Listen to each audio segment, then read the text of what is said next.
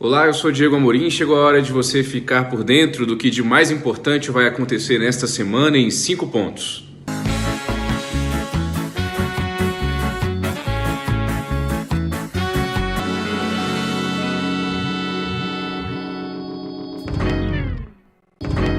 O domingo foi de muito vai e vem sobre o comando do Ministério da Saúde. O Centrão aumentou a pressão pela saída do ainda ministro Eduardo Pazuello e tentou emplacar a médica Ludmila Ajar, que chegou a se reunir com Jair Bolsonaro na tarde de ontem lá no Palácio da Alvorada, reunião esta que foi confirmada pela Presidência da República. Eduardo Pazuello, porém, divulgou uma nota dizendo que continua no cargo, pelo menos por enquanto.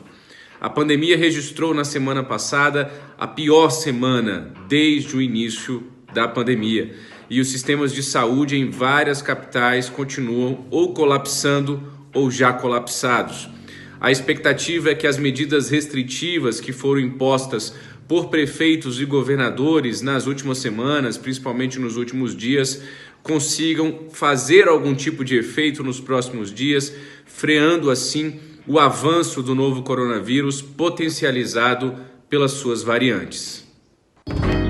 A quinta turma do Superior Tribunal de Justiça, o STJ, retomará nesta terça-feira, amanhã, o julgamento de pedidos do senador Flávio Bolsonaro, que tenta anular de vez as investigações sobre a rachadinha quando ele era deputado estadual no Rio de Janeiro. Serão analisados 2 habeas corpus. Um aponta a incompetência da primeira instância para supervisionar o inquérito e assim pede a anulação de todas as diligências autorizadas pelo juiz de primeira instância Flávio Itabaiana. O outro habeas corpus questiona o compartilhamento de dados do COAF com o Ministério Público, que é a base dessa investigação. Na mesma sessão, os ministros ainda decidirão se mantém ou não a prisão domiciliar de Fabrício Queiroz, o amigo da família Bolsonaro. Ainda no Judiciário, vamos para a pauta do Supremo Tribunal Federal, o STF. O plenário pode julgar nesta semana se configura tráfico internacional de drogas a importação de medicamentos sem registro sanitário no Brasil. Também está na pauta uma ação da Associação Nacional dos Jornais contra uma regra da reforma eleitoral de 2019 que limitou a veiculação de propaganda eleitoral em jornais impressos e em seus sites na internet.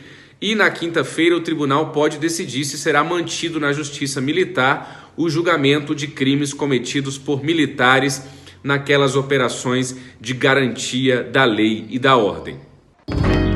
Será promulgada nesta semana, enfim, em sessão do Congresso Nacional, a chamada PEC emergencial, que foi aprovada em definitivo no Senado, depois na Câmara.